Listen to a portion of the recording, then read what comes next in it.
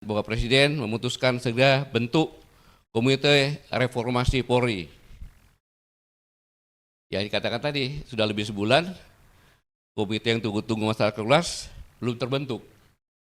Anehnya, katakan tadi Polri sudah menyalip kebijakan Presiden dengan membentuk tim transformasi reformasi Polri. Bisa jadi ini inisiatif supaya tidak terdadak. Namun, dari sudut pandang saya sebagai mantan aparat, langkah Polri semakin menunjukkan pentingnya reformasi total Polri segera dilakukan. Ironisnya juga, komite yang akan dibentuk pemerintah sampai dengan saat ini masih tertunda terus. Semoga tidak kelupaan, apalagi masuk angin. Tapi saudara-saudara kalian, sebelum kita jauh, saya ingin ingatkan kita semuanya, utamanya pemerintah, tentang urgensi dari sangat mendesaknya reformasi Polri yang harus dilakukan. Saya yang memberikan 2 contoh saja. Kita semuanya ingat tentunya kan, di antara banyak kasus-kasus lain, 2 contoh saja. Kasus besar yang sangat mengguncang kita semuanya, yaitu tentang kasus Sambo. Petinggi yang secara sistematis membunuh ajudannya di rumahnya dengan tangannya sendiri, dengan motif yang sampai dengan saat ini tidak pernah terungkap. Kemudian berkonspirasi dengan banyak jajaran, termasuk dengan keluarganya, untuk melakukan obstruction of justice. Ini adalah tindakan yang bertujuan untuk menghalangi atau mengganggu proses penegakan hukum, termasuk investigasi, pengadilan, atau melaksanakan putusan. Tindakan ini berupa mengancam atau mengintimidasi saksi atau pejabat hukum, menghancurkan atau menghilangkan barang bukti, memberikan keterangan palsu, menghalangi akses ke informasi atau lokasi, menggunakan kekuasaan untuk mempengaruhi proses hukum. Ini sebagai gambaran saja. Kemudian apalagi yang kedua, kasus Teddy Minahasa yang memerintahkan sebagai Kapolda memerintahkan menyisihkan barang bukti narkotika dan barang buktinya diganti dengan zat lain. Kemudian menggunakan jajarannya untuk mengedarkan barang bukti atau narkoba ini hingga kerjasama dengan pihak lain untuk mengedarkan narkoba. Ini kurang jahat apa 2 contoh ini? Ini sebenarnya yang menjadi puncak, yang menjadi sorotan masyarakat. Tapi mari sekarang kita menengok ada sebuah organisasi lain di dunia ini yang namanya mafia. Kita semua tahu bagaimana mafia dan survei bahkan jadi besar, menggurita, menguasai, dan sering tidak tersentuh hukum.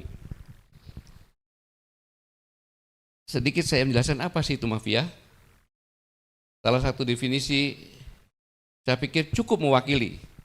Mafia adalah organisasi kriminal yang menggunakan kekerasan, intimidasi, dan korupsi untuk mencapai tujuan ekonomi dan politiknya.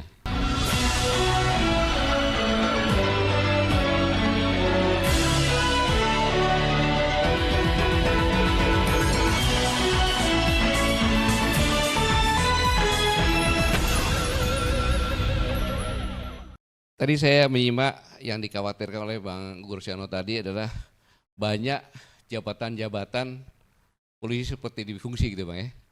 Saya melihat ada 31 departemen atau kementerian dan lembaga. Di situ ada 53 perwira tinggi polisi. Kalau yang dihitung sampai dengan yang bawah itu sekitar 3.000-an lebih itu. Itu istilahnya begini.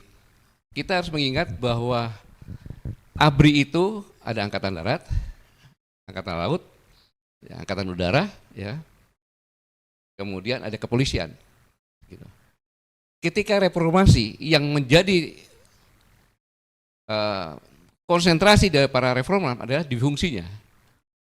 Tapi begitu terpisah, Justru kepolisian ini dengan persenjataan dan sebagainya itu hampir sama dengan TNI. Bahkan untuk Brimobnya itu persenjataannya infanteri, melebihi infanteri. Nah, inilah yang dikhawatirkan sama beliau dan ternyata kekhawatiran itu menjadi seperti yang sekarang ini. Kemudian sehingga kepolisian ini sudah punya hukum, kemudian persenjataan powerful di antara semua kementerian, sampai wakil presiden pun masih kalah dengan Kapolri gitu. Dan Dr. Madi mengatakan bahwa Undang-Undang Dasar 1945 yang asli itu intinya adalah polisi itu adalah pelindung. Karena pembukaan Undang-Undang Dasar 45 membentuk pemerintahan untuk melindungi segenap bangsa, tumpah darah, mencerdaskan kesejahteraan, turut ikut perdamaian dunia. Jadi melindungi. Maka ketika dikatakan tadi Bang Refy otonomi daerah, jadi kalau sebelum reformasi, sebelum amandemen undang-undang, maka tugas untuk melindungi ada di pemerintah pusat. Yang lainnya kan tidak bisa secara langsung. Tapi ketika ada undang-undang otonomi dan pemilihan langsung, maka tugas untuk melindunginya, mulai wali kota, bupati, gubernur punya tugas yang sama untuk melindungi masyarakat setempatnya. Itu yang sekarang kita lupakan itu. Dan Bang Mossad sama ini. Jadi ini sebenarnya pemerintah ini membuat reformasi jadi apa enggak gitu kan. Udah sebulan gitu-gitu aja. Baik saudara sekalian, saya yakin sudah sangat paham bahwa pasca penanganan demo di berbagai wilayah tanah air oleh Polri dianggap berlebihan. Bahkan ada beberapa korban dan sangat disayangkan secara terbuka terlihat apa yang dilakukan oleh aparatur kepolisian. Tidak semuanya itu, ya, tidak semuanya. Dan korban jiwa timbul dan yang paling puncaknya adalah tewasnya pengemudi ojol akibat dilindas rantis. Inilah sebenarnya yang telah menjadi pemicu akhir tentang pentingnya reformasi Polri. Dan kemudian Bang Mossad sudah menyampaikan bahwa Presiden memutuskan segera bentuk Komite Reformasi Polri. Ya dikatakan tadi sudah lebih sebulan, komite yang tunggu-tunggu masyarakat luas belum terbentuk. Anehnya, katakan tadi Polri sudah menyalip kebijakan Presiden dengan membentuk tim transformasi reformasi Polri. Bisa jadi ini inisiatif supaya tidak terdadak. Namun dari sudut pandang saya sebagai mantan aparat, langkah Polri semakin menunjukkan pentingnya reformasi total Polri segera dilakukan. Ironisnya juga, komite yang akan dibentuk pemerintah sampai dengan saat ini masih tertunda terus. Semoga tidak kelupaan, apalagi masuk angin. Bang Mossad menyampaikan nih, supaya saya nggak dimarahin nih. Tapi saudara kalian, sebelum kita jauh, saya ingin ingatkan kita semuanya, utamanya pemerintah, tentang urgensi dari sangat mendesaknya reformasi Polri yang harus dilakukan. Saya yang memberikan 2 contoh saja. Kita semuanya ingat tentunya kan, di antara banyak kasus-kasus lain, 2 contoh saja. Kasus besar yang sangat mengguncang kita semuanya, yaitu tentang kasus Sambo. Petinggi yang secara sistematis membunuh ajudannya di rumahnya dengan tangannya sendiri, dengan motif yang sampai dengan saat ini tidak pernah terungkap. Kemudian berkolaborasi dengan banyak jajaran, termasuk dengan keluarganya, untuk melakukan obstruction of justice. Ini adalah tindakan yang bertujuan untuk menghalangi atau mengganggu proses penegakan hukum, termasuk investigasi, pengadilan, atau melaksanakan putusan. Tindakan ini berupa mengancam atau mengintimidasi saksi atau pejabat hukum, menghancurkan atau menghilangkan barang bukti, memberikan keterangan palsu, menghalangi akses ke informasi atau lokasi, menggunakan kekuasaan untuk mempengaruhi proses hukum. Ini sebagai gambaran saja.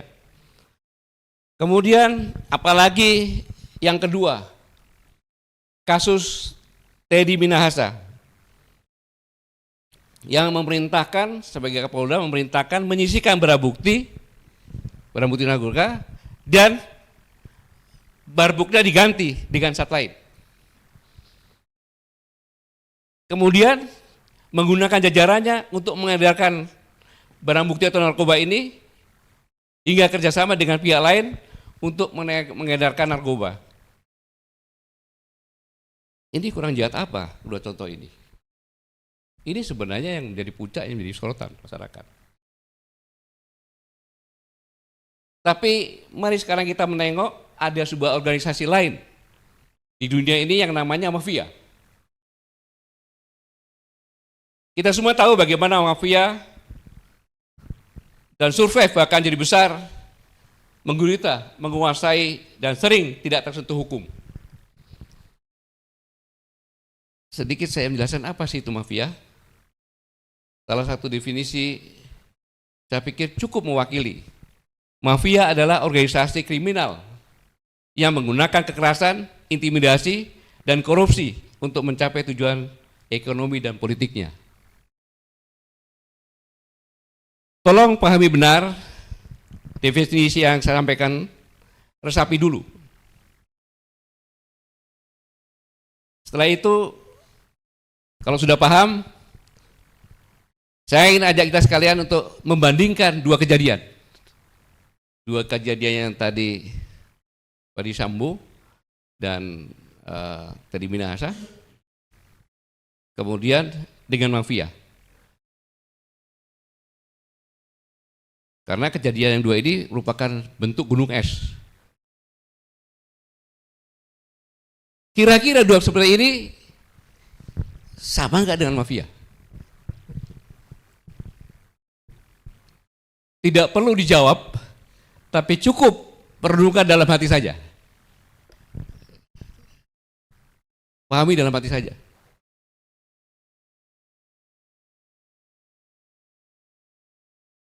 Karena kalau takut, Ustadz nggak usah ngomong, pura-pura SMS. Cukup simpan di hati masing-masing saja. Nah, yang paling penting kemudian adalah ada institusi negara yang kondisinya sudah seperti yang Anda pikirkan itu tadi. Kok mau bentuk komite reformasi saja maju mundur, maju mundur, maju mundur. Tidak segera. Terus kapan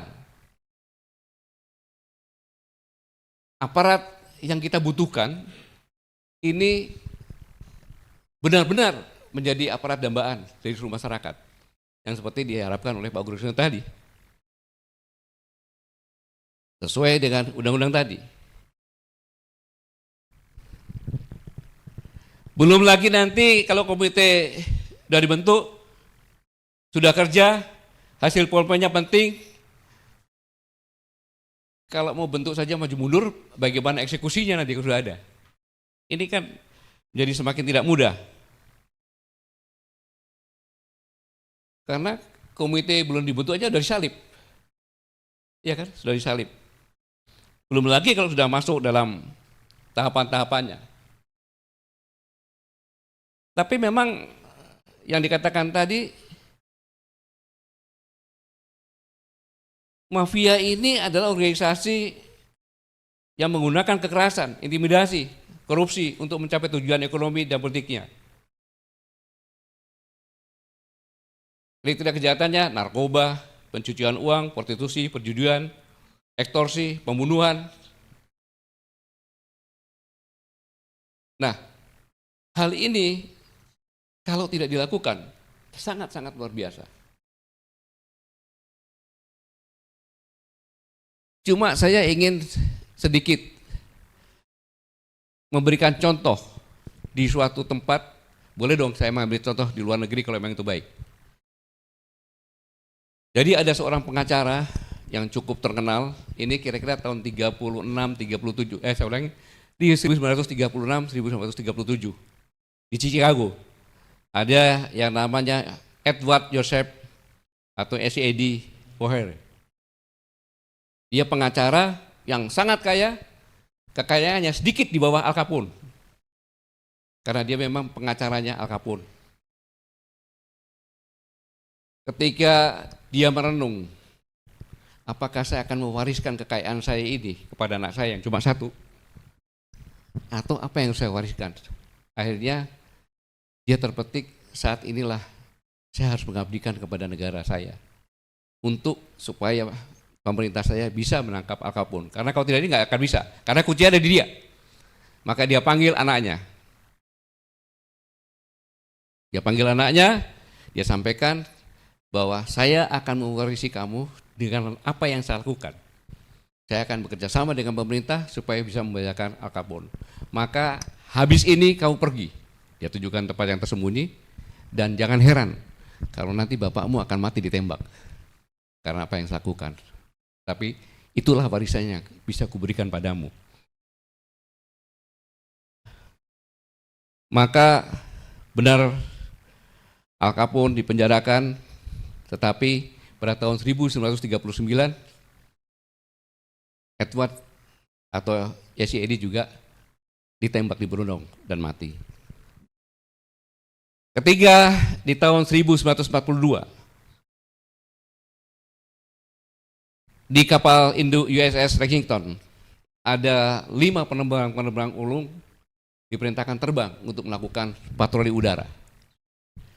Dalam penerbangan itu ada satu penerbang, yaitu Letnan Komodor Edward Buzz O'Hare. Kru bawahnya lupa mengisi bahan bakar. Jadi memvoice merintahkan dia kembali. Pada saat Edward balik, dia melihat 5 pesawat tempur Jepang bergerak menuju ke kapal induk untuk mengebom kapal induknya dia. Maka dia kejar, terjadi dogfight, pertempuran di atas udara. 2 jatuh, kehabisan munisi, dia kejar itu. Dia serempet-serempet, orang gila ini. Akhirnya orang Jepang bilang ini penerbang gila, dia balik. Kemudian dia landing di kapalnya dengan selamat dengan pesawat yang sudah compang-camping. Karena patriotisme dia, maka pemerintah memberikan Medal of Honor. Jadi medali paling tinggi. Dan namanya diabadikan di Pangkalan Angkatan Udara Chicago. O'Hare namanya. Mungkin semua tahu itu kan.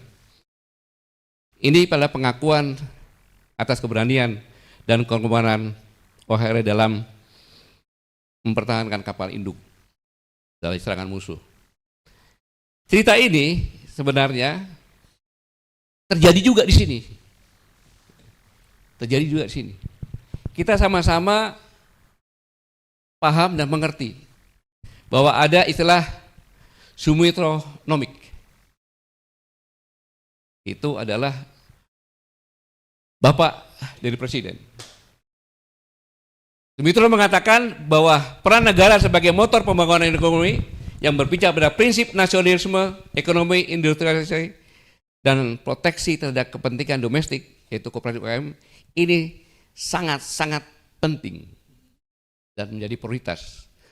Kenapa Sumitro ingin membentengi pribumi dari jepitan kapitalis? Karena kita baru merdeka akhirnya.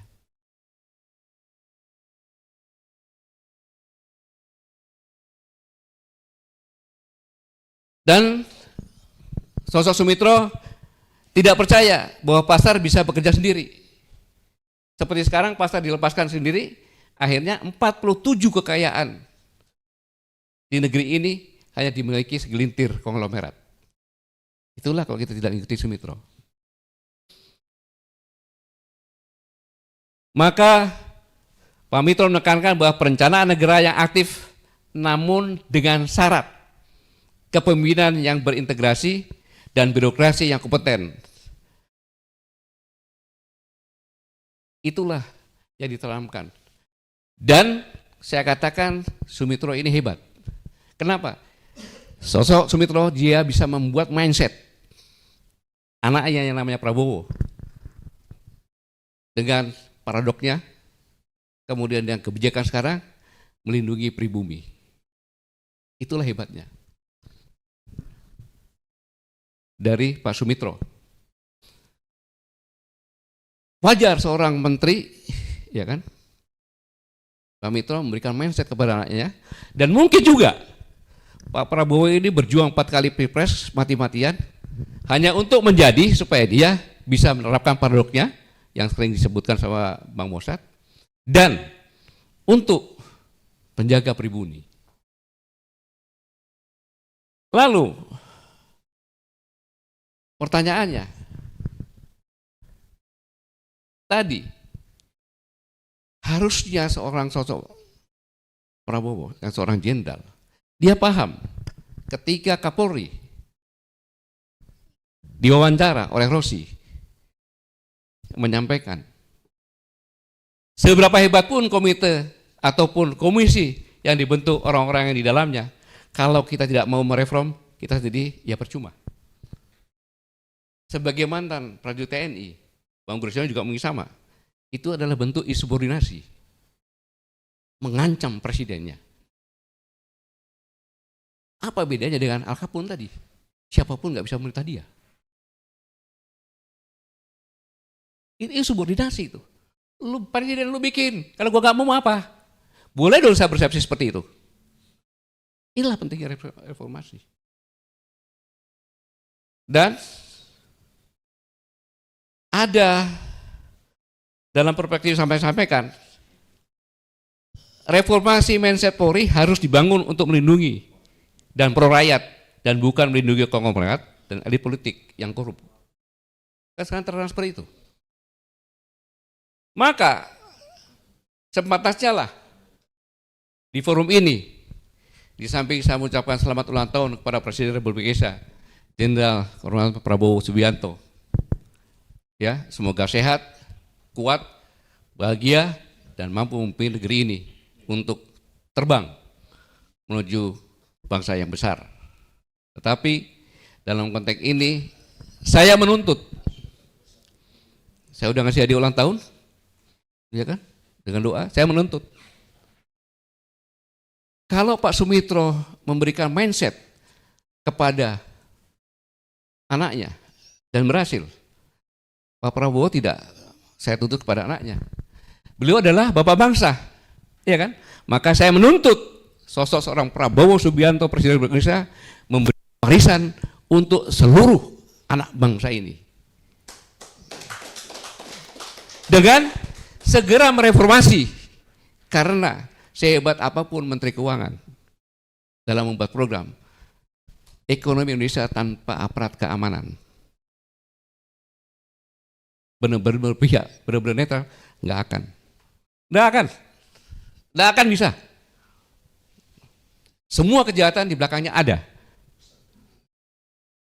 dari kecil sampai tinggi. Itu sampaikan.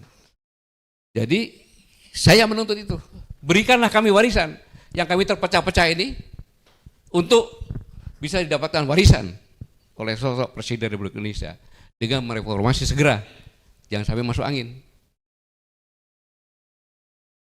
Karena tidak ada patriotisme tanpa kemerdekaan. Tidak ada kemerdekaan tanpa kebajikan. Tidak ada kebajikan tanpa warga bangsa. Buatlah warga bangsa yang baik dan engkau akan memiliki semua yang kau perlukan bagi sebuah negara. Tanpa warga bangsa yang baik, yang kau punya hanyalah budak-budak seperti sekarang ini, dari mulai penyelenggara negara sampai dengan rakyat biasa. Budak-budak konglomerat, budak-budak elit politik yang tidak bertanggung jawab. Tanpa ekonomi dan tingkat kesejahteraan yang baik, republik itu tidak ada. Dan dalam hal ini sebaiknya otoritas publik bertindak sebagai orang tua terhadap anak-anaknya, yaitu bapak bangsa terhadap anak bangsa. Gene Jacques Rousseau 1712 1780. Ini yang bisa saya simpulkan. Terima kasih Bang Grosceno, Pak Mosa, Pak Mulyadi, Bang Raffi, dan Bang Hersu. Siap. Jadi ini yang saya sampaikan. Semoga Allah Subhanahu wa Ta'ala, Tuhan Yang Maha Esa, membimbing kita semuanya bangsa ini, sehingga bangsa ini bisa bangkit bersama-sama dan menjadi bangsa yang besar, berdaulat, adil, dan makmur. Terima kasih. Wassalamualaikum warahmatullahi wabarakatuh.